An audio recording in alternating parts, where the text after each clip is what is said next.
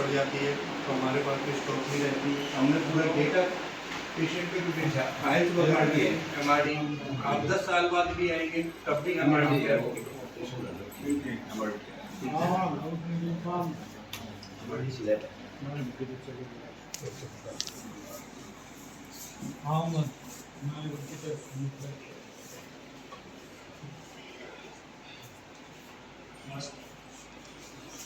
हमारे eye surgeon की सबसे रिपीट कर रहे हैं।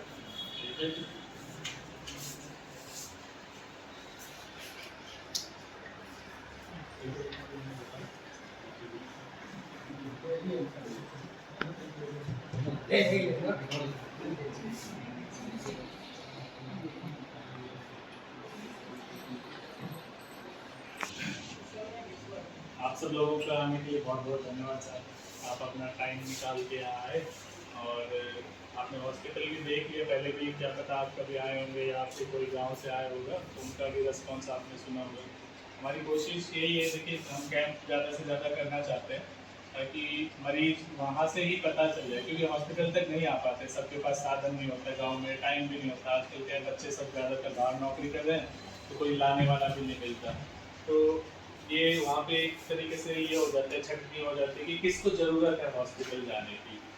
बहुत सी ऐसी दिक्कतें होती हैं जो मरीज को पता भी नहीं चलता, कि अपनी नज़र भी कमज़ोर होती है, उसको भी इग्नोर करते रहते हैं। बच्चे भी इवन आज ही जैसे एक मेरे पास बच्चा आया था, 11 साल का बच्चा था, उसका 5 नंबर का चश्मा एक आँख में हो गया, पता ही नहीं चला, कभी चेक ही नहीं होती वो चीज़। वो उसके माँ कह रही है कि भाई हमें इसने कभी बताया नहीं, हमने कभी चेक नहीं कराया।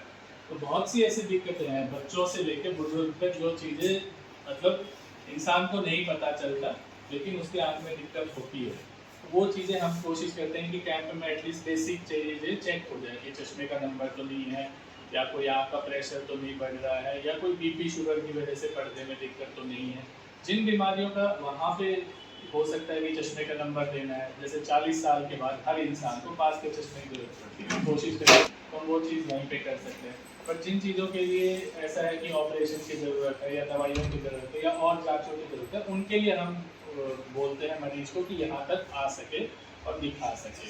तो यही इसका मेन हमारा यही है कि मरीज को वहाँ पे जो चीज़ें ठीक हो सके उसका वहीं पे, और जिन चीज़ों के लिए उनको हॉस्पिटल आने की ज़रूरत है उसके लिए हम उन्हें बता सकें कि वो हॉस्पिटल में आएंगे तो और पूरे तरीके से अच्छा इलाज हो जाए।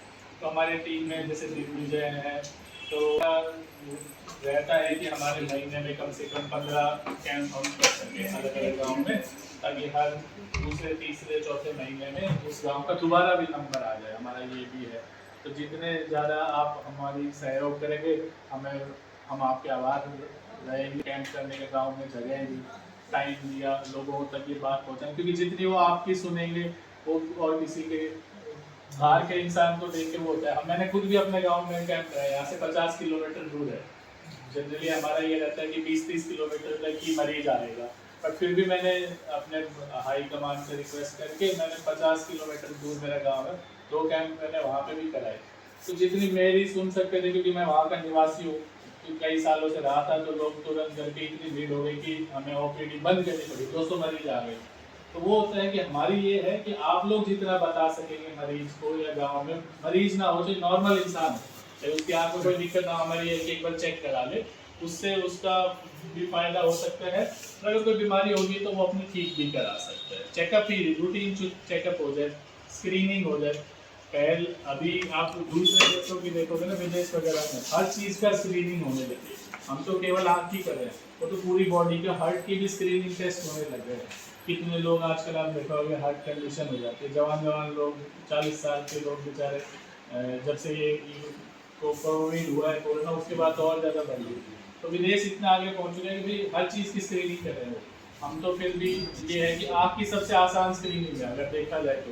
भाई कुछ करना नहीं है, एक बार नज़र चेक करनी है और प्रेशर चेक कर लो, 2 चीज़ें चेक कर लो, तो उससे 80% बीमारी का पता चल जाता है।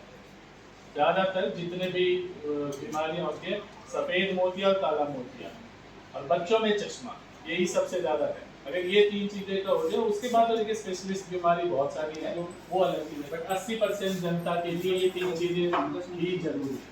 ये हो जाए तो उनकी आँखों का अच्छा देखभाल हो सकती है आगे चल के। तो बस यही आपसे रिक्वेस्ट है, लव कुश है, दिग्विजय है, ये आपके साथ कोऑर्डिनेट कर लेंगे।